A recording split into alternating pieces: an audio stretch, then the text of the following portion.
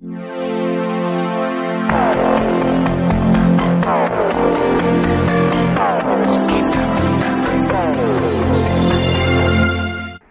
वाहनाच्या धडकेत एक ठार, एक गंभीर जखमी. उदगीर. लातूर महामार्गावरील घटना. भरधाव हायवाने दिलेल्या जोराच्या धडकेत दुचाकी चालक जागीच ठार झाला, तर दुसरा साथीदार गंभीर जखमी झाला आहे. हा अपघात उदगीर नळेगाव लातूर महामार्गावरील लोहारा गावनजीक रविवारी रात्री 7:30 ते 8 वाजण्याच्या सुमारास घडला. दीपक बंडाप्पा मठपती, वय वर्ष 30, राहणार बाराळी, तालुका मुखेड, जिल्हा नांदेड. मयत तर विनायक मठपती, वय वर्ष 17, राहणार भगीरथी नगर, उदगीर, असे गंभीर जखमीचे नाव आहे.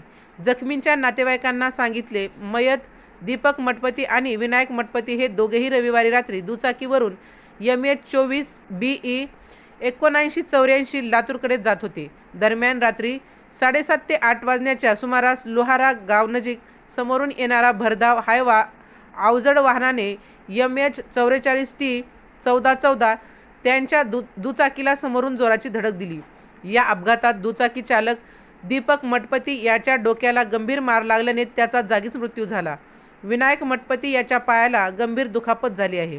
अपघाताच्या घटनेची माहिती मिळाल्यानंतर उदगीर ग्रामीण पोलिसांनी मृतदेह रुग्णवाहिकेतून उदगीर रुग्णालयात शवविच्छेदनासाठी दाखल केला, तर जखमी झालेल्या विनायक मठपती याच्यावर उदगीर येथील एका खाजगी रुग्णालयात उपचार सुरू आहेत. याबाबत उदगीर ग्रामीण पोलीस ठाण्यात रात्री उशिरापर्यंत गुन्हा दाखल करण्याची प्रक्रिया सुरू होती. राजमंत्रसाठी सुधाकर फुले, लातूर.